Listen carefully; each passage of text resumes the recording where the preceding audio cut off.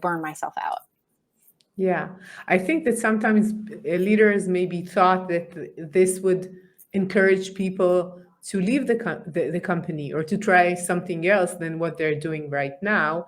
And they wanted it to be very focused on what is the benefit that we get from this specific role in this specific person. And now Yes. they understand that if they're pleased in general, Yes. they would stay. Of course. Of course. I mean, give your people the opportunity to show up the best version of themselves. Give them the tools to show up the best version of themselves. It's a win-win for the company and for the employee.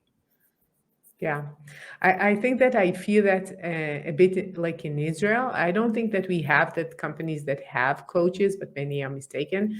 But I feel that they know that these people would come back, even if they do leave. They are speaking good words about your company when they do leave, and they'll bring you good people afterwards. And maybe they'll come after they're trained in another company and do something that you need from them. So it's just seeing Right. that as a goodwill that you're doing for your employees, and it's something that pays off. Absolutely. I have I'd say one of my favorite clients that I work with. So I come from a pharma background, and I used to work at Johnson & Johnson, and we had this thing called the Credo.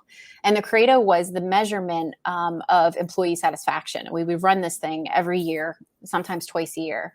And it would just really give us the pulse of how people were feeling. And my one client has the same mentality. They are committed to understanding what is the current culture like. What are employees engaged? Are they engaged? How are they feeling? What are they asking for? It's brilliant, because what that does is it builds a culture where they feel like their voice matters, and leadership's truly aware of what's going on.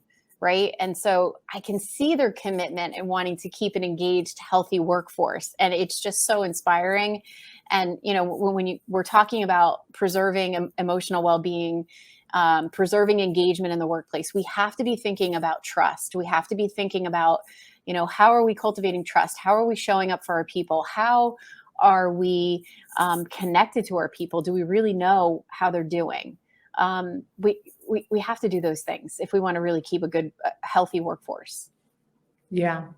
So I want to talk to you about depression and anxiety about the workforce and the connection between these two um, things that we hear all the time around us. And according to the CDC, 1 in 3 Americans are dealing with depression or anxiety due to the pandemic. And how do you think it impacts the awareness of mental health in organizations and what they're doing with it? Yeah, it's so prevalent, and especially coming out of the pandemic, people who had never experienced any kind of mental health imbalance for the first time were experiencing symptoms of anxiety, and or if they were struggling a little bit before the pandemic, that actually pushed them further. So more people are struggling than not. But the problem that I see is people are very quick to diminish how they're really doing, because they say, we all went through this pandemic, and you know what? I'm okay. I have a job. I'm okay.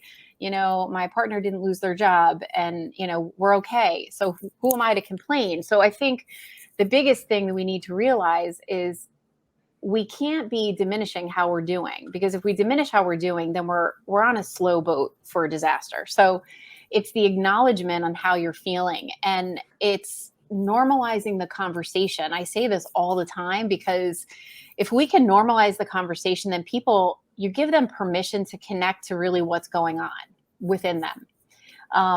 And so I say, talk about mental health in the workplace, but you don't have to talk about yourself. You could talk about the celebrity. You could talk about the athlete, the pro football player who decided to talk about his anxiety.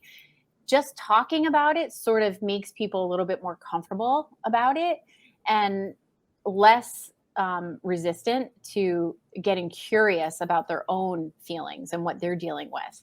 So I think we have such a great opportunity to just be talking about it more, because so many people are suffering in silence. So many people aren't willing to look in the mirror and say, I could use some support, whatever that looks like.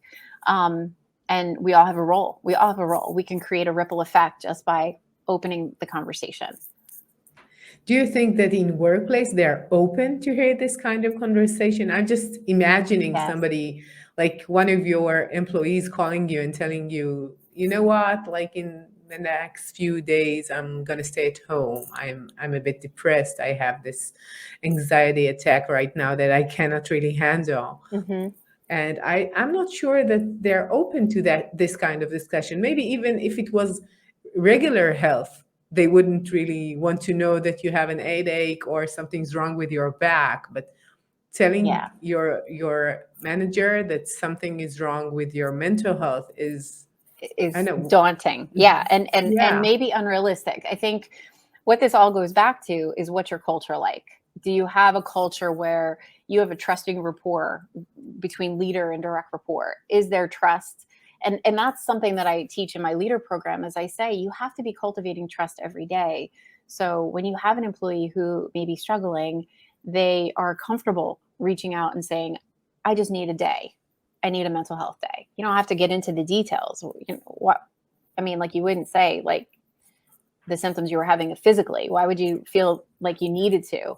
But it's Mhm. the normalizing of just acknowledging, hey, I need a day, um, and having a boss that has a rapport with you, a trusting rapport with you, who knows you, who can pick up on those shifts in behaviors and say, I noticed you are like this, and who I know you to be is like that.